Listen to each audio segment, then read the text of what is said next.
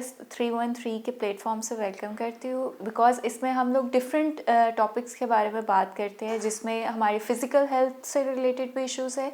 और आज हम जो पर्टिकुलरली बात करेंगे वो हम मेंटल हेल्थ के बारे में करेंगे बात, बिकॉज़ जहाँ पर हम फिज़िकल हेल्थ की बात करते हैं वहीं पर एक बहुत इंपॉर्टेंट चीज़ होती है जो कि आपकी मेंटल वेलनेस है। If you are not mentally well, तो आपकी फ़िज़िकल हेल्थ को भी उसके साथ जो होते हैं वो इश्यूज़ आते हैं। और आज हम बात करेंगे जिस तरह से एक ग्लोबली पेंडेमिक चल रहा है हमारा, विच इज़ द कोविड या कोरोना वायरस। तो इसके साथ कौन से ऐसे साइकोलॉजिकल इश्यूज़ हैं जो कि हमारे यहाँ और पर्टिकुलरली पाकिस्तान में पाए जाते हैं। उनमें सबसे ज़्यादा जो रिपोर्ट किया गया वो अभी सेकेंड वेव में हमारा एक डिसऑर्डर है, जिसको हम डिप्रेसिव डिसऑर्डर या डिप्रेशन बोलते हैं। अब डिप्रेशन क्या है और इसको हम किस तरह से डिफ्रेंशिएट कर सकते हैं हमारी जो डे टू डे सैडनेस होती है, जो हमारी एक उदासी की कैफियत होती है। तो सबसे पहले हमने ये समझना है कि एक उदासी या सैडनेस क्या है, और देन हमने ये देखना है कि डिप्रेशन हम कब बोलते हैं, किस कंडीशन को हम डिप्रेशन बोलते हैं।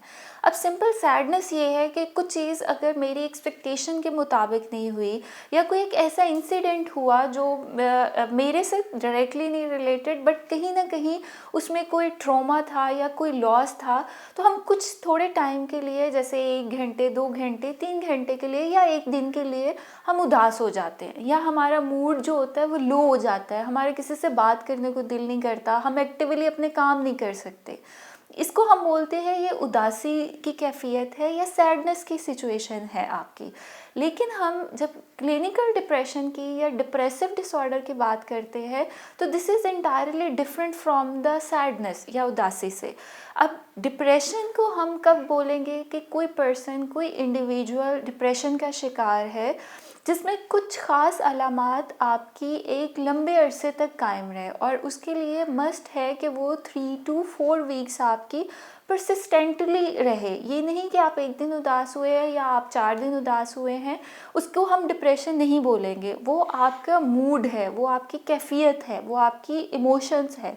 लेकिन जब यही इमोशंस लंबे अरसे तक चलते हैं, जब वो 3 से 4 वीक्स तक प्रोलॉन्ग हो, तो हम कहते हैं कि अब हमें असेस करना है कि यहाँ पर क्लिनिकल डिप्रेशन आ रहा है। अब क्लिनिकल डिप्रेशन के क्या साइन एंड सिम्टम्स होते हैं जिनसे हमें पता चल सकता है हमें या हमारे इर्द गिर्द हमारे फैमिली मेम्बर्स में से, हमारे फ्रेंड्स में से कोई डिप्रेशन का शिकार है।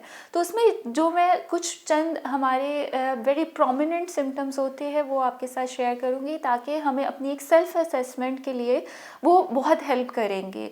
जिसमें सबसे पहला सिम्टम आता है कि आपके अंदर एक कॉन्टीन्यूस सैडनेस की फीलिंग रहती है, लो मूड की फीलिंग रहती है। ये 1 डे या 2 डे नहीं, ये एक परसिस्टेंट फीलिंग आपकी है। इसके साथ आप में होपलेसनेस आ जाती है। होपलेसनेस मतलब आप पे नाउमीदी बढ़ना शुरू हो जाती है।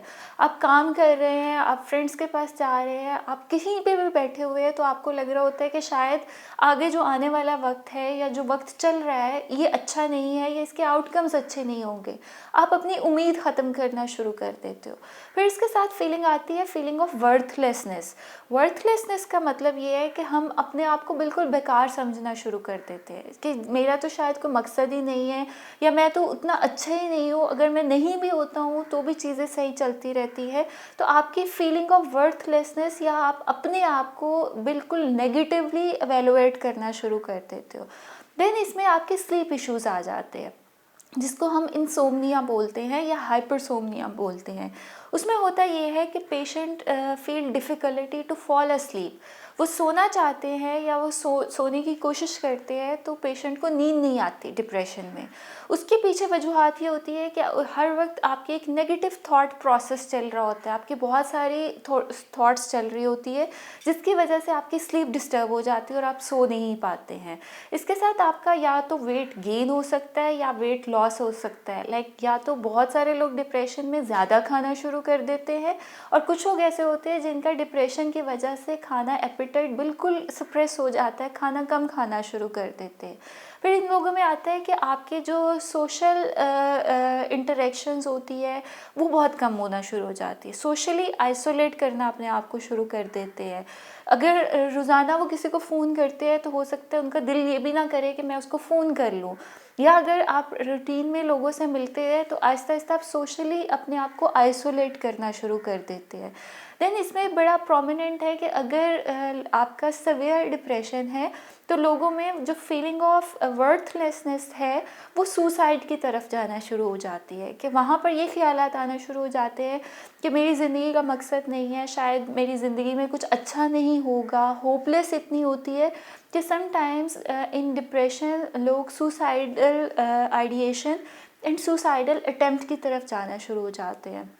ये वो कोर सिम्टम्स है या वो अलामात है जिनको हम कहते हैं कि अगर ये किसी पेशेंट में 4 से 6 हफ्ते तक चल रही हैं तो फिर हमें वहाँ पर एक प्रोफेशनल हेल्प की ज़रूरत है, ताकि उनको as soon as possible treat किया जाए।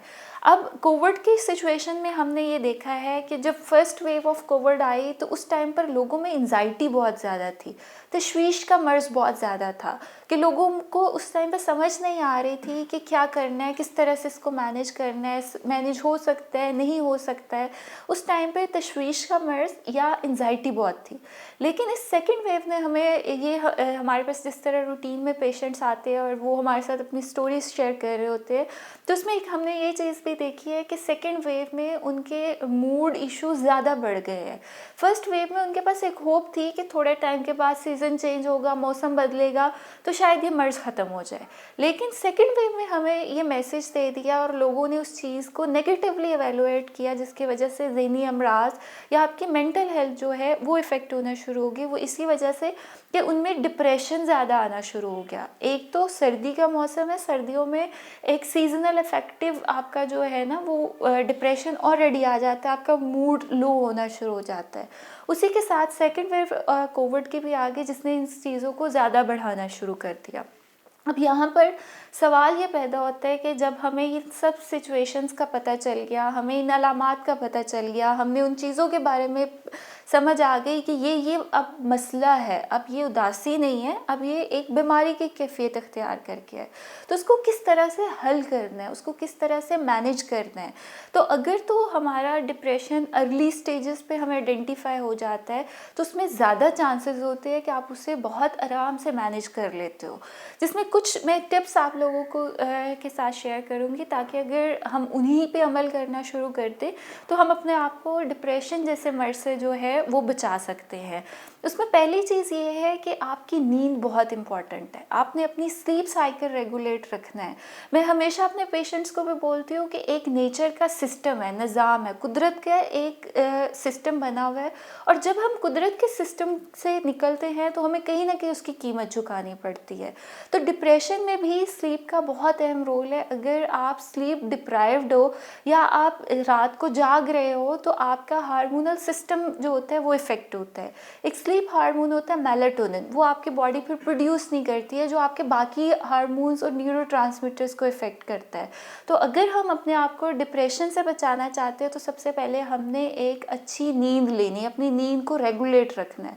और नींद में यहाँ पर मैं एक चीज़ हाईलाइट करना चाहूँगी, अगर आप दिन में सो रहे हैं तो आपकी वो स्लीप एडिक्वेट नहीं है, वो आपकी स्लीप आपको रिफ़्रेश नहीं करती है। शायद आप आवर्स पूरे कर लें, लेकिन आप जब जागते हैं आपकी रिफ़्रेशिंग स्लीप नहीं होती है। तो नेचर के अकॉर्डिंग, सर्काडियन रिदम के अकॉर्डिंग जब आप चलते हैं तो रात की नींद आपकी ओवरऑल एनर्जी को रीस्टोर करती है। इसके बाद डिप्रेशन में हमारे इस सारे टाइम में जो हमने चीज़ देखी है, लोग गैजेट्स पे बहुत चले गए हैं। हर एक का excessive use of mobile phone, laptop, tablets उस पे चलना शुरू हो गया है। तो उसमें कोशिश करें अपने आप को बिज़ी करें लोगों के साथ, अपने फैमिली मेम्बर्स के साथ, आपके बहन भाइयों के साथ, अपने बच्चों के साथ, ताकि आपकी मेंटल स्ट्रेस कम हो। आप गैजेट पे जितना रहेंगे आप उतने ज़्यादा मेंटली अपने आप को एग्जॉस्ट करते जाएंगे। तीसरी चीज़ इसमें बहुत इंपॉर्टेंट है आपके हेल्दी लाइफस्टाइल, जिसमें आपकी हेल्दी डाइट आती है और आपकी फ़िज़िकल एक्टिविटी आती है, या आप जो अपने रूटीन में चहलकदमी या वर्जिश को अडॉप्ट करते हैं। तो अगर हम इन कुछ चीज़ों को अडॉप्ट कर लेते हैं तो काफ़ी हद तक हमारे डिप्रेशन के चांसेस जो होते हैं वो कम हो जाते हैं। लेकिन अगर कोई डिप्रेशन के मर्ज़ का शिकार हो जाता है तो उसके लिए आप ज़रूर जो है वो प्रोफेशनल हेल्प लें, जिसमें या तो अगर सीवियर डिप्रेशन है तो उसमें मेडिकेशन पर जाते हैं, और अगर मॉडरेट लेवल का डिप्रेशन होता है तो उसको थ्रू साइकोथेरेपी या काउंसलिंग के ज़रिए से बेहतर किया जा सकता है। So thank you so much.